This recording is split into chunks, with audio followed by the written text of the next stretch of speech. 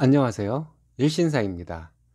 저희 채널에는 신박한 사연들이 많이 있으니 많은 분들의 구독 부탁드립니다. 이번 사연은 장남만 위하며 재산까지 모두 준 어머니가 딸인 쓰니님에게 본인을 모시라고 한 것에 대해 오빠 부부와 어머니에게 할 말 다 하고 단호하게 잘라버린 사연인데요. 함께 보시겠습니다. 안녕하세요. 저는 40대 초반 유부녀입니다. 중학생 아들 하나 있고요. 남편 외벌이로 살고 있습니다. 저도 틈틈이 아이 학교에 있을 시간 동안 알바를 해왔는데 요즘은 알바 자리도 찾기가 쉽지 않네요. 제가 이렇게 글을 쓰게 된 것은 너무 고민되는 일이 있어서예요. 제가 한 행동이 너무한 것이 아닌가 하는 생각도 들고요. 읽어봐 주시고 여러분들의 내공을 좀 나눠받고 싶습니다. 신랑은 평범한 직장인입니다. 식품회사 영업직인데 기본급 외에 어느 정도 인센티브가 있어서 벌이는 어느 정도 됩니다. 하지만 그만큼 신랑은 고생이 많죠. 신랑이 말은 안 해도 거래처 사람들 비위 맞추는 것도 물론 힘들겠지만 지방에 있는 거래처에 다녀오는 경우에는 밤늦게 귀가를 하는 날도 많습니다. 그렇게 묵묵히 일하며 쉬는 날에는 아이와 잘 놀아주고 친정에도 잘 해서 저는 만족하는 삶을 살고 있었습니다. 문제는 얼마 전 오빠가 엄마를 더 이상 못 모시겠다고 한 것이 발단이 되었는데요. 저는 이남 일녀로 오빠와 남동생이 있습니다.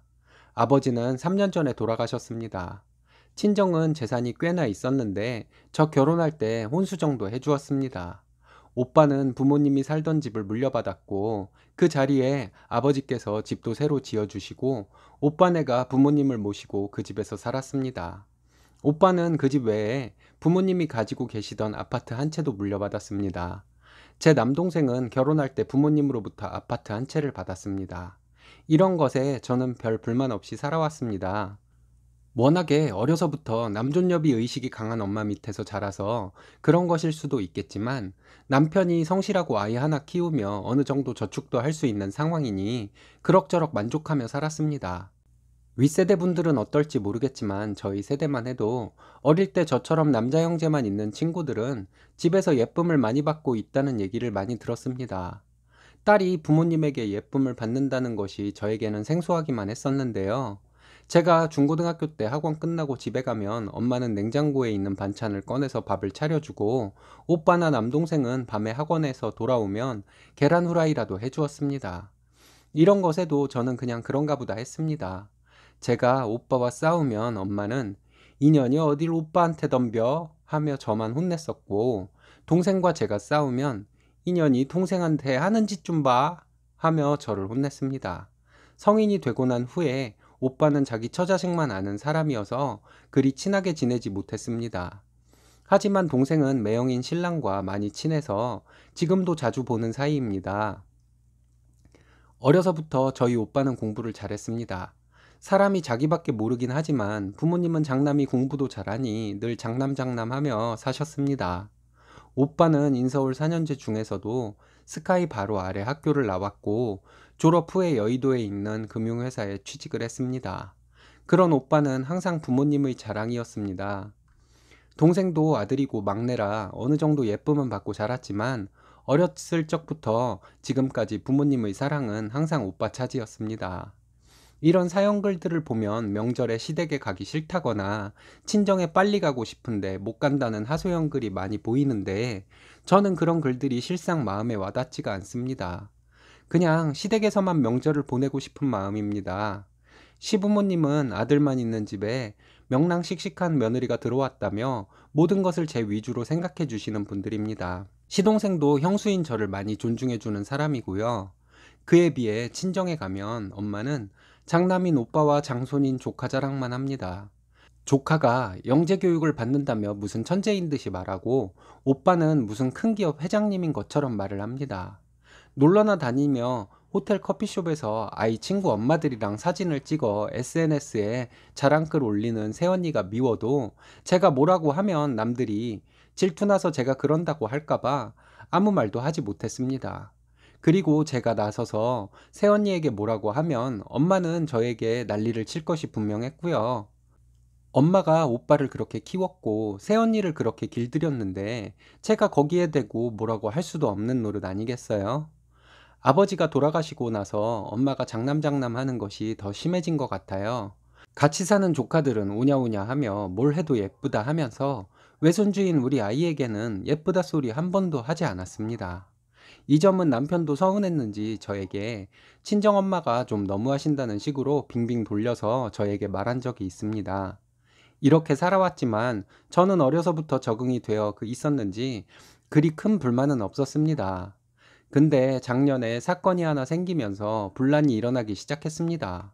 오빠가 다니는 회사에서 투자를 잘못해서 엄청난 손해를 봤다고 하는 얘기가 들리더니 무슨 선물 옵션인가에도 넣었던 돈이 꽤 큰 돈이었는데 하루아침에 휴지 조각이 되었다는 얘기가 들렸습니다. 오빠가 투자 실패로 본 손실이 동생 말로는 몇 억 단위가 아니라 20억 가까이 된다고 하더군요. 이런 얘기가 들려오더니 얼마 지나지 않아 오빠는 살던 집을 팔고 빌라 전세로 들어갔습니다. 부모님께 오빠가 물려받은 아파트도 처분했다는 얘기도 들렸고요. 이런 얘기를 듣고는 착하기만 한 신랑이 오빠네를 도와주자고 나서려고 하는데 제가 하지 말라고 했습니다. 신랑은 지금 자기가 오빠를 도와주지 않으면 자기를 나중에 원망하지 않겠냐고 저에게 물어봤는데요. 저는 신랑에게 우리 집은 신랑네 집처럼 자식들 차별 없이 사랑하는 분위기가 아닌 것을 잘 알지 않냐며 나 몰래 오빠네 도와주면 오히려 신랑에게 크게 실망할 것 같다고 말했습니다. 그리고 얼마 뒤에 오빠네 부부가 사내만에 한다고 하더군요. 그렇게 저택 같은 집에 살면서 럭셔리하게 살던 새언니가 허름한 빌라에서 아이들과 시어머니 모시고 살게 되었으니 그럴만도 했습니다. 여지껏 사치하던 것들도 올스톱이 되었을 테니 삶의 낙이 사라진 거겠죠. 누릴 거 다 누리다가 이제 와서 고행길에 들어갈 것 같으니 혼자 발을 빼겠다는 새언니가 얄밉긴 했지만 충분히 그럴 사람이라는 것은 예전부터 알고 있던 터라 그리 많이 놀랍지는 않았습니다. 근데 주말에 말도 없이 오빠와 새언니가 엄마를 모시고 저희 집에 왔습니다.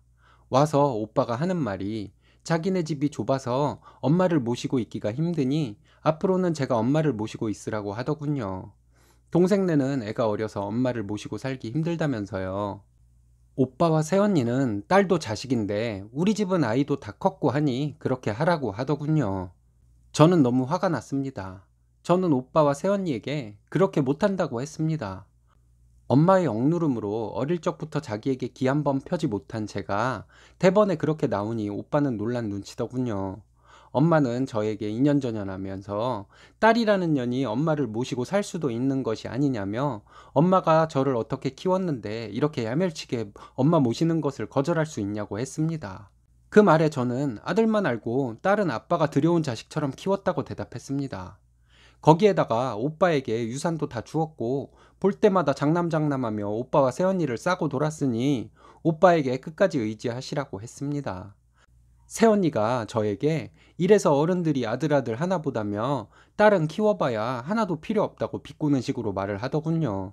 새언니에게 몸만 와서 한 것도 없이 놀러나 다닌 주제에 헛소리 하지 말고 그렇게 누리고 살게 해준 엄마 끝까지 정성껏 다해서 모시라고 했습니다.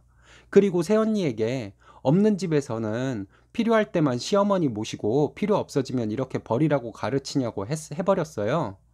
새언니는 그 말에 이를 악물더니 울면서 이런 취급 받으면서는 못 살겠다고 하더군요. 울고 있는 새언니에게 언니가 언제 내 말을 귓등으로나 들었냐고 했습니다. 내 핑계 대는 것은 다 개소리이고 이제 오빠가 어려워졌으니 하는 소리인 거 다 알고 있다고 했어요. 이혼해도 오빠에게 받을 거 별로 없으니 이혼하는 것이랑 그냥 이대로 사는 것이랑 뭐가 언니에게 득이 되는지 잘 따져보고 마음대로 처신하라고 했습니다. 곧 이혼한다 해도 언니가 충분히 그렇게 배은망덕할 사람인 것은 누구나 잘 알고 있으니 편하게 생각하라고 했습니다. 신랑이 좋게 좋게 당분간만이라도 엄마를 모시고 있자고 했습니다. 우리 엄마인데 신랑이 이렇게 나오니 말만도 정말 고마웠습니다. 그리고 내가 결혼은 참 잘한 것 같다는 생각도 들었고요. 그래도 약해지지 말아야겠다고 생각하고 신랑에게 그렇게 못한다고 했습니다. 지금은 분가에서 살고 있지만 얼마 안 있으면 시부모님도 연로하시게 되고 우리가 시댁에서는 장남부부라서 시부모님도 모셔야 한다고 말했고요. 엄마가 장남장남한 것만큼은 아니어도 우리 시부모님도 장남인 신랑에게 기대는 마음이 클 텐데 난 어려서부터 그렇게 보고 자랐기 때문에 우리 집안 욕먹이지 않기 위해서라도 엄마를 모실 수가 없다고 했습니다. 저희 단호한 태도에 오빠네와 엄마는 한숨을 쉬며 일어서더군요. 조심히 가시라고 했습니다. 오빠네가 좀 어려워졌다고 해도 엄마를 모시고 살 수 없을 정도는 아니라는 것을 잘 알고 있습니다. 그냥 엄마가 기운이 떨어지니까 오빠와 새언니에게 쓸모가 없어진 거겠죠. 오빠네의 행동은 정말 현대판 고려장 아닌가요? 오빠네가 엄마와 돌아가고 동생에게 바로 전화했습니다. 이런 일이 있었는데 너희에게 오빠네가 엄마를 떠넘기려 할 수도 있다고 얘기했어요. 그랬더니 동생은 웃으면서 이미 그런 전화가 왔었다고 했습니다. 그래서 오빠에게 엄마를 모셨다가는 자기는 바로 이혼당할 것 같아서 안 되겠다고 했다네요.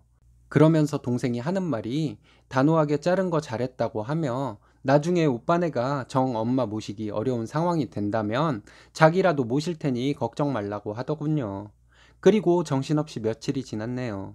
엄마에게 그렇게 단호하게 말한 것이 마음에 걸려 며칠 잠도 제대로 못 잤습니다. 정작 오빠를 제가 쏘아붙였어야 했는데 어려서부터 엄마의 기에 눌려 자라서 그런지 새언니에게만 쏘아붙인 것에도 아쉬움이 남아 있습니다. 그리고 저보다 아들들을 더 귀하게 여기긴 했지만 그래도 엄마보다는 훨씬 덜했던 돌아가신 아버지가 많이 보고 싶습니다. 아버지는 아들, 딸은 차별했어도 친손주, 외손주를 차별하시지는 않으셨으니까요. 제 이야기 들어주셔서 감사합니다. 다들 건강하세요. 부모 재산 받는 자식 따로 있고 부모 모시는 자식 따로 있다더니 정말 그 말이 맞는가 봅니다. 쓰니님, 그래도 단호하게 대처 잘하셨습니다. 앞으로 꽃길만 걸으시고요. 오늘의 사연은 여기까지입니다. 재밌으셨다면 좋아요, 구독 부탁드려요. 일신사는 여러분들의 사연으로 제작됩니다. 많은 사연 제보 바랍니다. 여러분들의 사연은 아래 메일 주소로 부탁드려요.